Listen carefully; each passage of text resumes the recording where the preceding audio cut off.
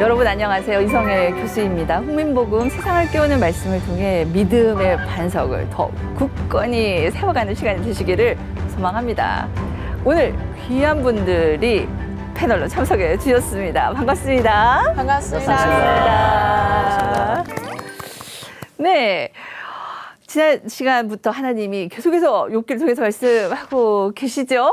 오늘은 또 무슨 말씀하실지 다들 기대하고 계신가요? 네. 네, 기대함으로 어떤 본문들은 그냥 한 번도 안 읽어보고 지나가는 본문들도 있어요. 욥기서 그죠? 레위기와 맞수가 되는 것이 욥기서입니다. 네, 레위기가 보면 졸리고 무슨 말인지 몰라서 그냥 쓱 넘어가는 것처럼 욥기서도 그냥 쓱 하고 넘어가지만 하나님께서 42장까지 주신 것은 중요하기 때문에 주셨으니 우리 한번 잘 살펴봅시다. 네. 오늘은 나도 내 의견을 말하리라 라는 제목으로 가고자 합니다. 새로운 인물이 등장을 하게 됩니다. 기대하시라. 개봉 박두를 하겠습니다. 그 전에 우리가 지난 시간에 무엇을 했는지 한번 살펴보면 좋을 것 같아요. 지난 시간에 36기서 31장을 했습니다. 그래서 결백 맹세문이었어요. 내가 결백을 맹세합니다. 만일 내가 그랬다면 손에 장을 그런 의미였죠. 그것을 세 가지로 욥은 얘기를 해요. 나의 삶에 있어서 나는 거룩함을 지켰습니다. 정욕, 속임수, 제 얘기를 따르는 것 간음 행하지 않았습니다. 그리고 스스로가 증언하는 것이 결백 맹세문이라고 그랬잖아요. 그리고 이웃에 대해서는 나는 의롭게 살았어요. 라고 얘기를 해요. 종을 학대하지도 않았고요. 약한 자를 내버려 두지도 않았고 가난한 자를 입히고 그리고 약한 자를 학대하지도 않았습니다. 라고 하고 이웃에 대한 의로운 삶을 살았음을 얘기를 했어요. 그리고 마지막으로는 하나님에 대해서는 경건한 삶을 살았음을 우리가 기억합니다. 순금, 그죠? 순금을, 코인을, 주식, 이런 거 안 하는 거, 그것을 막 그냥 때문에 밤을 새고 하는 것 아닌 삶을 욥이 살았습니다. 지금으로 보자면. 그리고 해달 별, 그 시대에는 다 신으로 섬겼는데 그걸 하지 않았어요. 원수의 재난도 기뻐하지 않았고 손님 접대를 거부하지 않아서 이웃 사랑을 실천함으로 하나님을 경외하는 삶을 살았습니다. 그리고 자신이 지은 죄도 숨기지 않았던 하나님 앞에 경건함을 지키기 위해서 이렇게 살았습니다. 자, 여러분, 이 중에서 우리가 지켜낸 것들이 있을까? 애쓴 부분이 있습니까? 모든 면에서 박수! 모든 면에서 왜 이래요? 이 시대의 욥이다. 노력은 많이 합니다, 정말. 네, 할렐루야. 노력은 많이 합니다. 주님이 그걸 기뻐하시지 않을까요? 네. 하나님 앞에서는 완전한 자가, 죄 없는 자가 누가 있겠어요. 그죠? 용서받은 죄인으로 하나님 앞에 날마다 거룩을 지키고 나의 삶에 있어서 이웃을 향하여서는 의롭게 해가고 하나님 앞에는 정말 경외함으로 경건하게 살고자 하는 것. 그것을 하나님 기뻐하시지요. 자, 욥의 결백 맹세문을 통해서 어떻게 우리가 사는 것이 하나님의 인정받는 정말 의로운 삶을 사는 것인가 했을 때 도전을 우리가 같이 받았어요. 첫 번째는 개인의 거룩함을 지키는 삶을 살자라는 것입니다. 보이는 것만이 아니라 보이지 않는 영역에서 하나님의 거룩함을 지켜내며 지켜가는 삶이 필요하죠. 정말 성도들이 최선을 다해서 주님의 일을 하고 그 다음에 거룩함을 지키는 것이 참 필요해요. 헛헛한 마음이 올 때에 세상의 방법으로 가지 아니하고 그때에 다시 하나님께로 나아가는 거룩함을 지켜가는 저와 여러분들에게 정말 바랍니다. 그리고 또한 두 번째로는 공동체라서 의로움을 나타내는 삶을 살도록 했습니다. 의로우신 하나님을 나타내는 통로가 되기 때문이에요. 그래서 가난한 자 그리고 약자를 선대하고 그것이 공동체에 드러날 때 내가 드러나는 것이 아니라 누가 드러나요? 하나님이 드러나게 되는 겁니다. 세 번째로는 하나님 앞에서 경건하게 사는 삶을 도전을 했어요. 우리 세대의 경건함을 지킨다 하는 것이 어떤 의미일까요? 그러니까 물질이 우상이 되지 아니하고 하나님 나의 의지가 되고 나의 삶의 첫자리가 되고 그러다 보면 원수까지 사랑하고 베풀기를 즐거워하며 죄도 숨기지 않음으로 회개하여서 정말 하나님께로 가까이 가는 인정받는 삶이 아닐까 생각합니다. 이렇게 욥이 자신의 결박을 이제 막 주장을 하고 하나님 나의 결박을 들어주셔서 항변하는 일이 있었습니다. 그런데 이제 한 사람이 등장을 합니다. 누구냐면 엘리후라는 친구가 등장을 합니다. 욥기 3장에서 31장에는요. 3번의 사이클에 세 친구들이 얘기를 길게 하고 있습니다. 이제 엘리후가 등장을 합니다. 이 세 사람을 다 비판을 해요. 그리고 욥에게도 혼을 내요. 그렇지만 이제 새롭게 의견을 제시를 하게 됩니다. 그래서 우리가 이 엘리후가 어떻게 32장에서 33장에서 조언을 하고 있는지 그 특징을 먼저 살펴보면 어떨까 해요. 좀 크지만 그 안에서 이 엘리후가 어떻게 이제 큰 그림 한번 먼저 그려봅시다. 첫 번째는요. 엘리후는 욥에게만 잘못했다 하는 것이 아니라 친구들의 잘못을 지적을 하고 있습니다. 그것을 주인님 32장 3절에서 5절 말씀 한번 읽어봐 주시겠습니까? 네. 또 새 친구에게 화를 내면 그들이 능히 대답하지 못하면서도 욥을 정죄함이라. 엘리후는 그들의 나이가 자기보다 여러 해 위이므로 욥에게 말하기를 참고 있다가 세 사람의 입에 대답이 없음을 보고 화를 내니라. 아멘. 네, 여기 말씀을 보니 어떻게 해요? 새 친구에게 화를 내고 있습니다. 욥에게 말하기를 참고 있다가 그죠? 세 사람 입에서 이제 새 친구가 이제 더 이상 할 말이 없어진 거예요. 그래서 욥이 길게 얘기를 한 거였거든요. 그래서 그것을 이제 참고는 있다가 도저히 안 되니 새 친구들에게 얘기를 합니다. 그러나 새 친구를 혼을 내지만요. 사실은 자신 또한 새 친구의 이름이 엘리바스, 빌닷, 소발 이렇게 세 친구가 있어요. 그 친구들과 똑같은 다를 바 없는 조언을 해요. 이제 그 결과가 있습니다. 화를 냈지만 두 번째로는요. 엘리바스가 욥아 너는 말이 너무 많다 라고 하며 여기 32, 3, 4, 5, 6, 7 6장에 걸쳐서 엘리후가 얘기하면서 욥에게 말이 많다고 합니다.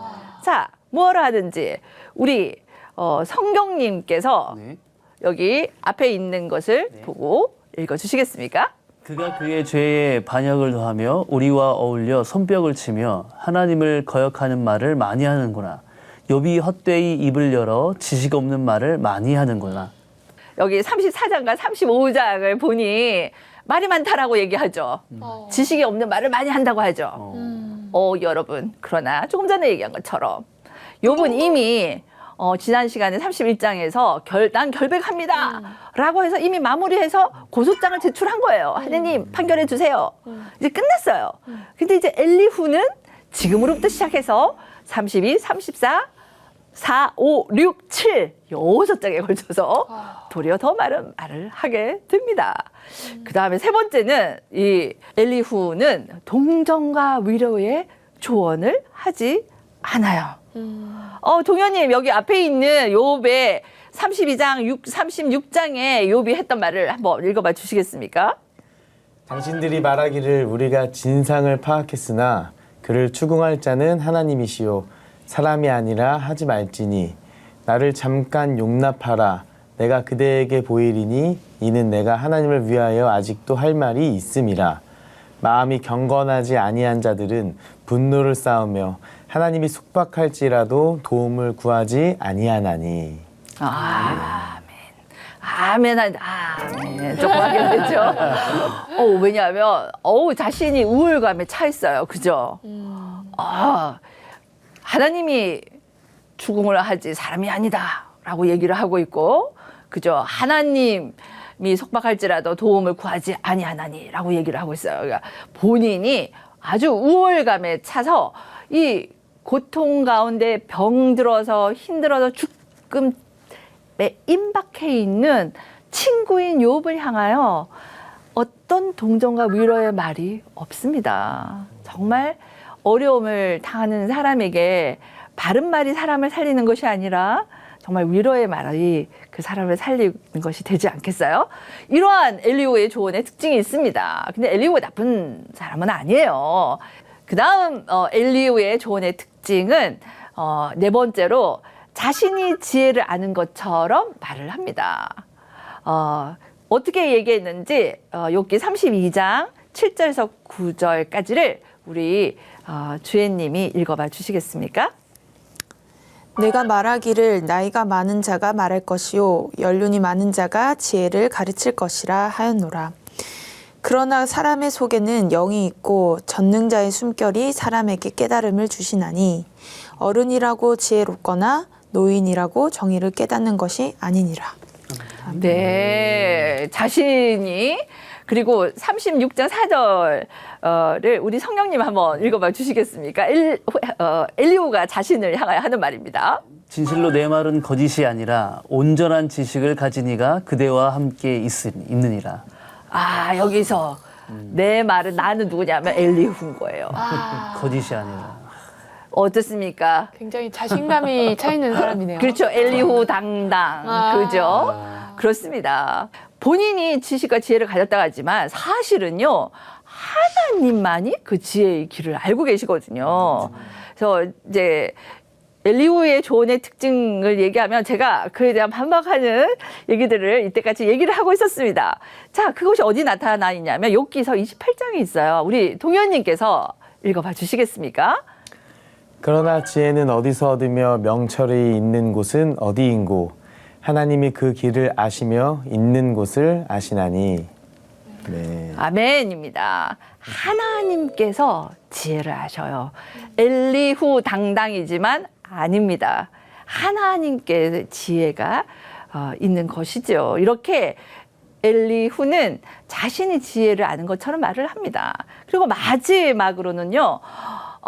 고난이 유익하다. 아멘이십니까? 아멘. 아멘을 하기에는 너무 힘들 이라고 때는 해야 되지만.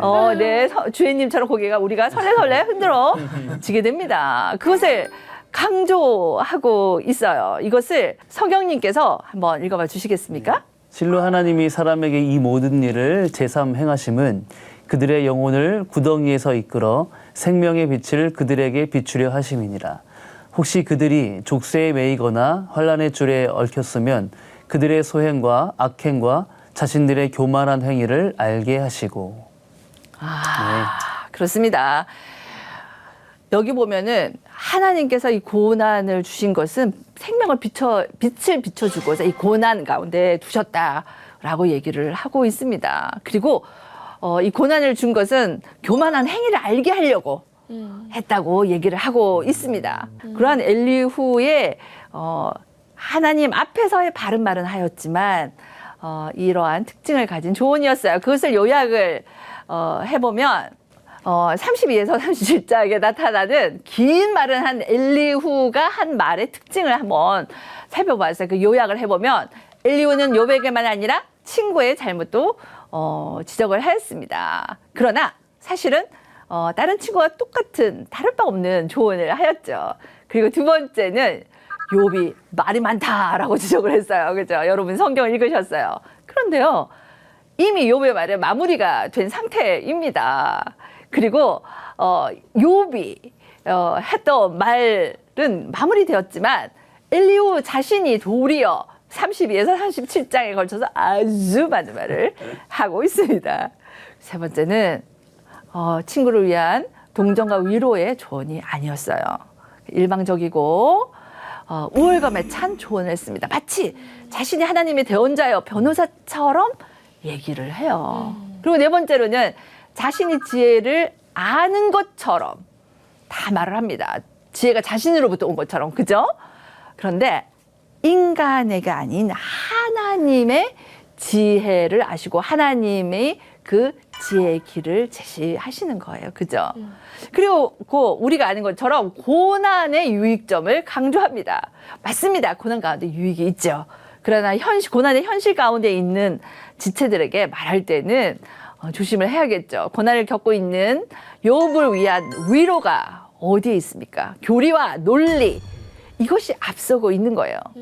이것은 저같이 교수로서 목사로 가르친 사람이 가지는 약점이기도 합니다. 이 삐뚤어진 게 잘 보이고 말씀대로 아닌 것이 잘 보이고 내가 먼저 봐야 되는데 엘리후의 조언을 보면서 우리의 모습도 한번 살펴보면 어떨까 합니다. 그렇다면 이 엘리후는 어떤 역할을 욥기서에서 할까요? 엘리후는 그는 나의 하나님이시다라는 이름의 뜻을 가지고 있어요. 이름 너무 괜찮지 않습니까? 그 엘리후의 역할은요, 하나님이 이제 뒤에 엘리후가 얘기가 끝난 이후에 하나님이 등장을 하세요. 38장에. 그 출연을 위해서 지금 긴장감을 증폭시키는 그런 역할을 하고 있어요. 주인공이 아니고요, 조역의 역할이에요. 즉, 친구들이 욥이 주장하는 것에 적절하지 못한 대답을 하는 것을 언급을 하죠. 그래서 자신도 설득력 있는 답변을 주지 못해서 사실은 우리로 하여금 하나님이 그렇다면 하나님은 뭐라 하실까? 이 친구들 이러는데 엘리후까지 이러는데 하나님은 뭐라 하실까라고 하며 우리로 하여금 더 그것이 기대되어지게 만드는 역할을 합니다. 아니면 하나님이 얘기하실 것을 지체하도록 아주 길게 얘기하는 역할을 하는지도 모르겠습니다. 하나님이 등장하시는 것을 지체하는 아주 긴 얘기를 하는 엘리후의 모습을 봅니다. 이제 새 친구들의 의견을 심화시키고 그 욥을 정죄해서 회개하라 해서 돌이키게 할 목적이었어요. 그런데 엘리후는 친구들이 강조한 권선징악, 인과응보 이것을 벗어나지 못합니다. 그렇다면 엘리후가 어떻게 조언을 했는지 한번 살펴볼까요? 욥기 36장 27에서 31절에 욥을 향한 엘리후의 조언을 주혜님께서 한번 읽어봐 주시겠습니까? 그가 물방울을 가늘게 하시며 빗방울이 증발하여 안개가 되게 하시도다. 그것이 구름에서 내려 많은 사람에게 쏟아지느니라. 겹겹이 쌓인 구름과 그의 장막의 우레소리를 누가 능히 깨달으랴. 보라, 그가 번갯불을 자기의 사면에 펼치시며 바다 밑까지 비치시고 이런 것들로 만민을 심판하시며 음식을 풍성하게 주시느니라. 아멘. 얘기하고 있는 것은 욥을 향한 엘리후의 조언은요, 하나님이 창조주이시다라는 것을 이렇게 얘기를 하고 있습니다. 그런데 이제 엘리후가 등장하는 32장이 아주 멋있게 등장을 합니다. 그 등장하는 모습을 우리가 말씀을 한번 읽어보면 어떨까 해요. 욥이 자신을 의인으로 여김으로 그 세 사람이 말을 그치니 람 종족 부스 사람 바라겔의 아들 엘리후가 화를 내니 그가 욥에게 화를 내면 욥이 하나님보다 자기를 의롭다 하며 또 세 친구에게 화를 내면 그들이 능히 대답하지 못하면서도 욥을 정죄함이라. 엘리후는 그들의 나이가 자기보다 여러 해 위임으로 욥에게 말하기를 참고 있다가 세 사람의 입에 대답이 없음을 보고 화를 내니라. 아멘. 이제 조금 상황이 파악이 되시죠? 보니까 엘리후가 가장 젊었나 봐요. 그죠? 그리고 새 친구분들은 나이가 더 많아서 그래서 본인이 말하기를 참고 기다리고 있었음을 얘기합니다. 그것이 이제 엘리후가 이렇게 참다가 안 돼서 친구들이 욥에게 대답을 못하고 입을 다물자 이제는 자신이 나서게 됐습니다. 그리고 이제 엘리후가 잠잠했던 이유를 조금 더 설명을 하고 있어요. 우리 주인님께서 6절에서 9절까지 한번 읽어봐 주시겠습니까? 부스 사람 바레겔의 아들 엘리후가 대답하여 이르되 나는 연소하고 당신들은 연로함으로 뒷전에서 나의 의견을 감히 내놓지 못하였노라. 내가 말하기를 나이가 많은 자가 말할 것이요 연륜이 많은 자가 지혜를 가르칠 것이라 하였노라. 그러나 사람의 속에는 영이 있고 젖는 자의 숨결이 사람에게 깨달음을 주시나니 어른이라고 지혜롭거나 노인이라고 정의를 깨닫는 것이 아니니라. 아멘. 말하기에도 좀 그러하죠. 여기서 보면은 계속해서 얘기하는 것은 연륜이 많은 자가 지혜를 가르치거든요, 워낙. 그래서 나이 많은 노인이 장로의 역할을 하고 그래서 지혜를 가르친다라고 얘기를 합니다. 그런데 본인이 알고 보니 어른이라고 지혜롭고 9절에 그죠? 노인이라고 정의를 깨닫는 게 아니구나. 권사님이라고 장로님이라고 이 교회에 이 설립한데 같이 있었던 이 교회 개척 멤버라 할지라도 지혜를 다 가지지 않았다라고 이 젊은 엘리후가 얘기할 때 기분이 좀 상하겠지만 참다가 네 31장까지 참았습니다. 욥기 1장부터 31장까지 엘리후는 참다가 이제 얘기를 하게 되는 것이죠. 그리고 이 엘리후가 어느 정도로 속이 답답한지를 친구들도 책망을 하지만 엘리후가 내가 발언하는 것은 정당해라고 하는 부분이 있습니다. 우리 동현님께서 15절에서 22절까지 한번 읽어봐 주시겠습니까? 그들이 놀라서 다시 대답하지 못하니 할 말이 없음이었더라. 당신들이 말없이 가만히 있어서 다시 대답하지 아니한즉 내가 어찌 더 기다리랴. 나는 내 분분대로 대답하고 나도 내 의견을 보이리라. 내 속에는 말이 가득하니 내 영이 나를 압박함이니라. 보라, 내 배는 봉한 포도주통 같고 터지게 된 새 가죽 부대 같구나. 내가 말을 하여야 시원할 것이라. 내 입을 열어 대답하리라. 나는 결코 사람의 낯을 보지 아니하며 사람에게 영광을 돌리지 아니하리니 이는 아첨할 줄을 알지 못함이라. 만일 그리하면 나를 지으신 이가 속히 나를 데려가시리로다. 아멘. 아주 엘리후 당당이죠. 나는 아첨할 줄을 모릅니다. 바른 말만 할 줄 압니다. 진실만을 얘기해요. 라고 얘기합니다. 이 엘리후에게 우리가 무엇을 배울 수 있을까요? 나의 모습을 좀 보는 거 있지 않습니까? 저는 저의 모습을 많이 봅니다. 나도 내 의견을 말하리라 라고 등장을 하였습니다. 우리가 고통 가운데 있는 자에게 나의 의견을 말하고 싶을 때 어떻게 해야 될까? 첫 번째는 상대방의 말을 경청하고 기다리자입니다. 시편 141편 3절에서 이렇게 말씀하고 있습니다. 여호와여 내 입에 파수꾼을 세우시고 내 입술의 문을 지켜주소서. 잠언 10장 19절 이렇게 얘기하죠. 말이 많으면 허물을 면하기 어려우나 그 입술을 제하는 자에게는 지혜가 있다라고 얘기를 합니다. 이 말씀이 우리에게 있기를 바라요. 두 번째로는 지혜로움을 위해 하나님의 말씀을 경청하자예요. 지혜는 하나님께 있다고 그랬잖아요. 그죠?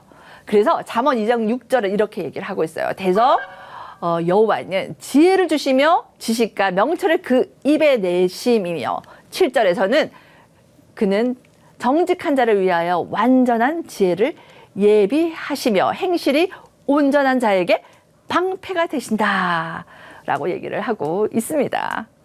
그리고 세 번째로는 상대를 정직하게 존중하자입니다. 그것은 말할 때의 태도를 얘기하는 것이죠.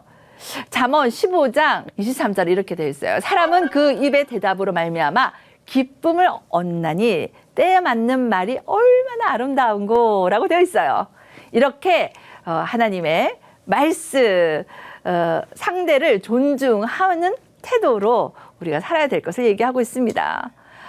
욥을 향하여 엘리후의 등장이 아주 강력하게 나타났지만 우리가 배워야 될 바는 상대방의 말을 경청하고 기다리고 지혜로움이 하나님께로 오기에 하나님의 말씀에 경청하고 상대를 향하여서는 정말 정직하고 존중하는 태도로 우리 그렇게 한번 살아볼까요? 네. 아멘입니다. 오늘도 하나님께서 엘리후의 친구를 통해서 우리를 교훈하세요. 그래서 우리의 입술의 말이 사람을 살리고 영혼을 살리고 교회를 살리는 그러한 말과 행동들이 되기를 바랍니다. 오늘도 함께 해주셔서 감사합니다. 다음 주를 기대합니다. 수고하셨습니다. 감사합니다. 수고하셨습니다.